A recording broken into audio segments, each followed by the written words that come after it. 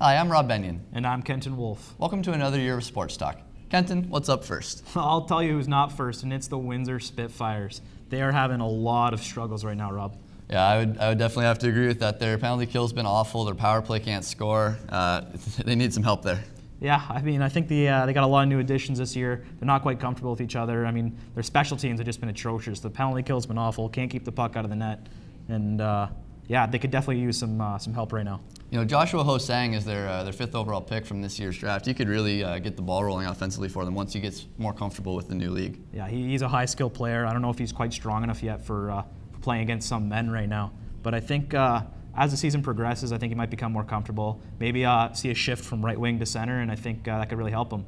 You know, one thing that the Spitfires might do to augment their offense hasn't been confirmed yet, but Alexander Koklachev was claimed on re-entry waivers. Might be coming back to the Spits from the Russian league. Yeah, he was a guy. He really helped a guy like Kirby Reichel last year.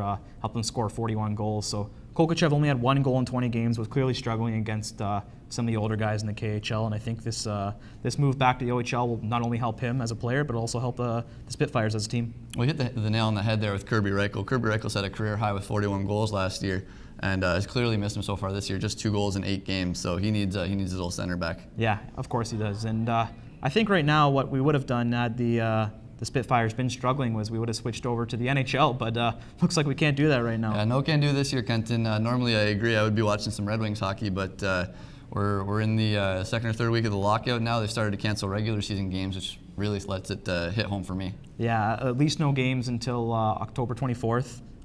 It's really unfortunate to see for the entire continent. I think we're all going to miss hockey a lot. Do you feel like we're going to miss the entire season, Kenton?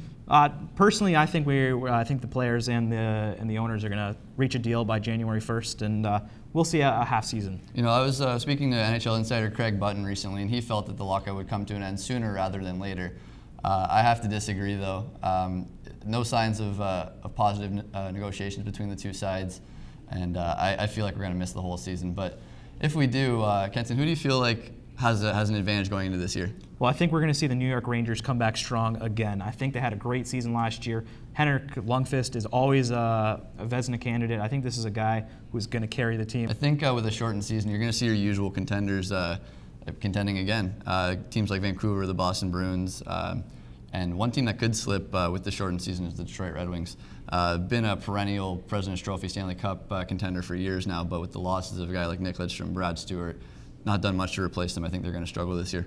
With Lidstrom obviously retiring, who do you think is going to carry the mantle for the Detroit Red Wings defense? Well, obviously the guy to step up is Nick Cronwall. He's the best defenseman on the team now, but they're looking for contributions from a younger guy like Brendan Smith. He needs to be able to step up, play 15, 18, 20 minutes a night, contribute 30, 40 points, and kind of pick up some of the slack himself.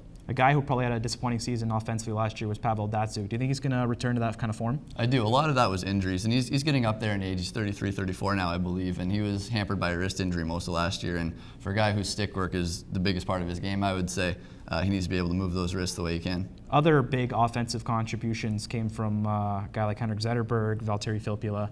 How much do you think those guys are going to step up this year? In a big way, and I see him continuing that and really establishing himself as a true bona fide star second-line center in the NHL. Obviously, all those guys are really valuable to the Red Wings. Who do you think is going to be the most valuable player in the league this year? In the league this year, if Sidney Crosby is able to return to health, and it looks like he has, I think Crosby's always the favorite. All right. Well, thanks to everybody who watched, and this has been Kenton Wolfe. And I'm Rob Benneian. And we'll see you next time in another edition of Mediaplex Sports Talk.